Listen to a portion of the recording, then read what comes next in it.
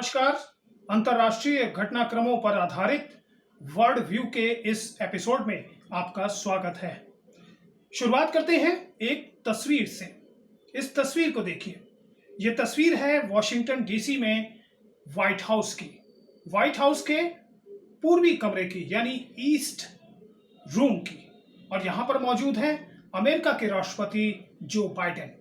उनके अगल बगल दो स्क्रीन लगी हुई है। एक में है ऑस्ट्रेलियाई राष्ट्रपति स्कॉट मॉरिसन और दूसरी स्क्रीन पर दिख रहे हैं बोरिस जॉनसन जो कि ब्रिटेन के प्रधानमंत्री हैं।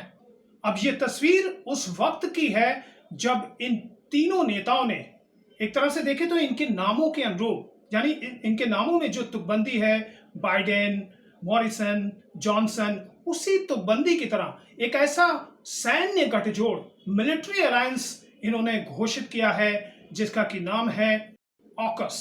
एक बार फिर इस घटनाक्रम की पृष्ठभूमि में है चीन और मकसद है हिंद प्रशांत क्षेत्र में और खास करके दक्षिण चीन सागर में उसकी गतिविधियों पर लगाम लगाना। ऑकस नाम के इस नए कॉकस, नए मिलिट्री गठजोड़ पर विश्लेषण करना, बातचीत करना, यही आज के इस वीडियो का विषय है। इस नई घोषणा से अंतर्राष्ट्रीय राजनीति में फिर हलचल बढ़ गई है। खैर चलिए शुरुआत करते हैं न्यूज अपडेट से।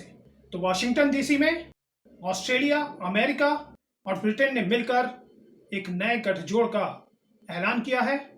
उधर चीन ने इसकी आलोचना की है और कहा है कि इससे इलाके में हथियारों की होड़ बढ़ेगी। यहां तक कि उसने इसे एक बचकाना कदम भी कहा है। रही बात भारत की, तो भारत की अभी कोई बड़ी और सीधी आधिकारिक प्रतिक्रिया तो नहीं आई है, लेकिन इससे भारत की रक्षा स्थिति मजबूत होगी। देखा जाए तो अंतर्राष्ट्रीय स्तर पर इस तरह के कई समूह, संगठन, ग्रुप बनते बिगड़ते रहते हैं। यहां तक कि कई बार देशों के आपस में समीकरण बिगड़ जाते हैं। कई ग्रुप अपने आप ही ठंडे बस्ते में चले जाते हैं और कुछ देश एक दूसरे के साथ की बजाय पाला बदलकर इधर उधर हो जाते हैं। ये सब चलता रहता है। अब ऐसे में एक और ग्रुप बनने के बाद कई तरह के सवाल उठना लाजमी है कि आखिर ऑकस की जरूरत क्यों पड़ी? क्या हिंद प्रशांत क्षेत्र में और दक्षिण चीन सागर में अब चीन की मनमानी रुक जाएगी? क्या पहले क्वाड और फिर अब ऑकस से जुड़कर ऑस्ट्रेलिया ने चीन के साथ बैर का ऐलान कर दिया है? क्या इसके गठन के बाद अब चीन भी कोई नया पैंतरा आजमाएगा? और सबसे बड़ा सवाल कि इन सब का भारत के ऊपर क्या असर पड़ेगा? भारत का इनसे क्या लेना देना होगा? जाहिर है कि अब इन सवालों के जवाब के लिए आपकी जिज्ञासा बढ़ चुकी होगी।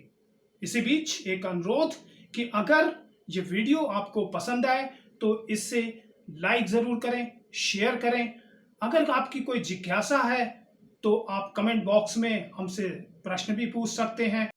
शुरू में आपने जो तस्वीर देखी डिजिटल मीट की, वर्चुअल मीट की, उसके बाद इन तीनों देशों ने एक संयुक्त बयान जारी किया और इस संयुक्त बयान में कहा गया कि तीनों राष्ट्र संयुक्त क्षमताओं का विकास और आपस में प्रौद्योगिकी को साझा करेंगे, हिंद प्रशांत में स्थिरता को बढ़ावा देंगे, साझे मूल्यों और हितों की रक्षा करेंगे, साइबर क्षमता, एआई यानी कृत्रिम मेधा, क्वांटम प्रौद्योगिकी और सामुद्रिक क्षमता का विकास करेंगे और सबसे बड़ी बात कि ऑस्ट्रेलिया को परमाणु ऊर्जा से संबंधित पनडुब्बी की तकनीक देगा अमेरिका।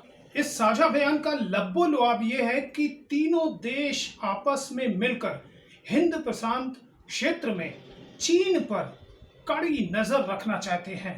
हालांकि चीन का इस दौरान किसी नेता ने भी नाम नहीं लिया। इसके अलावा एक और इंपॉर्टेंट चीज वो ये कि ऑस्ट्रेलिया को पनडुब्बी तकनीक मुहैया कराएगा अमेरिका। ये बहुत ही इंपॉर्टेंट चीज है। दरअसल 50 सालों में ऐसा पहली बार होने जा रहा है कि अमेरिका अपनी पनडुब्बी तकनीक किसी के साथ साझा करे। अमेरिका किसी दूसरे देश को परमाणु ऊर्जा से संचालित पनडुब्बी तकनीक देगा, ऐसा पहली बार हो रहा है। इससे पहले अमेरिका ने केवल ब्रिटेन के साथ ही यह तकनीक साझा की थी। पनडुब्बियों का बेड़ा अगले 18 महीने में तैयार किया जाएगा और एडिलेड में तैयार किया जाएगा, जो कि ऑस्ट्रेलिया में है। और ब्रिटेन के प्रधानमंत्री ने ये कहकर थोड़ा सा स्थिति को साफ करने की कोशिश की है कि पनडुब्बी परमाणु ऊर्जा से सिर्फ संचालित होगी, यानी उसमें परमाणु हथियार नहीं होंगे। इस तरह ऐसी पनडुब्बियों को विकसित करने वाला ऑस्ट्रेलिया दुनिया का 7वां देश बन जाएगा। इससे पहले ये तकनीक अमेरिका, ब्रिटेन, चीन, भारत, रूस और फ्रांस के पास ही थी। हालांकि फ्रांस बिफर गया है, थोड़ा नाराज हो गया है। वो इसलिए क्योंकि ऑस्ट्रेलिया ऐसी 12 पनडुब्बियां पहले फ्रांस से ही खरीदने वाला था। ये करीब $90 बिलियन का समझौता था, लेकिन अब ऐसा नहीं होगा और अब पनडुब्बियों की सप्लाई, उनका निर्माण अमेरिका करेगा। आपको बता दें कि फ्रांस अमेरिका का नाटो में एक विशेष साझेदार की तरह साथ है, यानी उसका मित्र देश है। उधर यूरोपीय यूनियन ने भी इस पूरे घटनाक्रम पर कोई बहुत अच्छी प्रतिक्रिया नहीं दी है। खैर, चीन ही पृष्ठभूमि है ऑकस बनाने के पीछे, ये माना जा रहा है।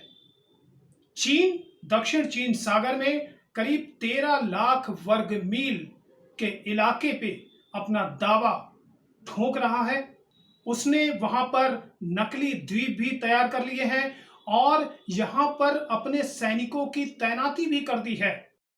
दक्षिण चीन सागर का यह इलाका हिंद महासागर और प्रशांत महासागर के बीच में है और ये करीब 7 देशों से घिरा हुआ है। चीन तो है ही, इसके साथ ही ताइवान, वियतनाम, इंडोनेशिया, ब्रुनेई और फिलीपींस भी हैं। रही बात ऑस्ट्रेलिया की बात, तो ऑस्ट्रेलिया के चीन के साथ संबंध इस समय अपने सबसे बुरे दौर से गुजर रहे हैं। ऑस्ट्रेलिया चीन के साथ अपनी समुद्री सीमा भी साझा करता है और उसे डर है कि कहीं एक दिन चीन की पनडुब्बियां भी उसके समुद्री क्षेत्र में घुसपैठ ना शुरू कर दें। इसीलिए वो पनडुब्बी तकनीक को रखना चाहता है। चीन ने ऑकस के निर्माण पर, गठन पर बहुत तीखी प्रतिक्रिया दी है। उसने कहा है कि दुनिया के देशों को ऐसा कुछ नहीं करना चाहिए जिससे किसी दूसरे देश के हित खराब होते हो, उनके खिलाफ काम होता हो और इस क्षेत्र में हथियारों की होड़ बढ़ती हो। उसने कहा है कि दुनिया के देशों को इस तरह के किसी भी तरह के ब्लॉक के निर्माण को अनदेखी करनी चाहिए। चीन ने कहा है कि इन देशों को अपनी शीत युद्ध मानसिकता से बाहर निकलना चाहिए, किसी पूर्वाग्रह को नहीं पालना चाहिए। एक और इंपॉर्टेंट बात जो कि भारत के संदर्भ में है, इसी 24 सितंबर को अमेरिका, जापान, ऑस्ट्रेलिया के साथ भारत क्वाड देशों की समिट में हिस्सा लेने जा रहा है और उससे ठीक करीब 7-8 दिन पहले ये घटनाक्रम हुआ है जिसमें ऑकस का गठन हुआ है। इसमें भारत तो नहीं है, लेकिन भारत के वो तीनों साझेदार देश इसमें जरूर है, ब्रिटेन, अमेरिका और ऑस्ट्रेलिया। अब ऐसे में भारत की तरफ से कोई अभी प्रतिक्रिया तो नहीं आई है इस पर, लेकिन माना जा रहा है कि भारत की रक्षा स्थिति इससे और ज्यादा मजबूत होगी। बहरहाल आज के लिए इतना ही और अगली बार फिर मिलेंगे, किसी अंतर्राष्ट्रीय घटनाक्रम पर बात करेंगे, विश्लेषण करेंगे। तब तक के लिए इजाजत दें। नमस्कार।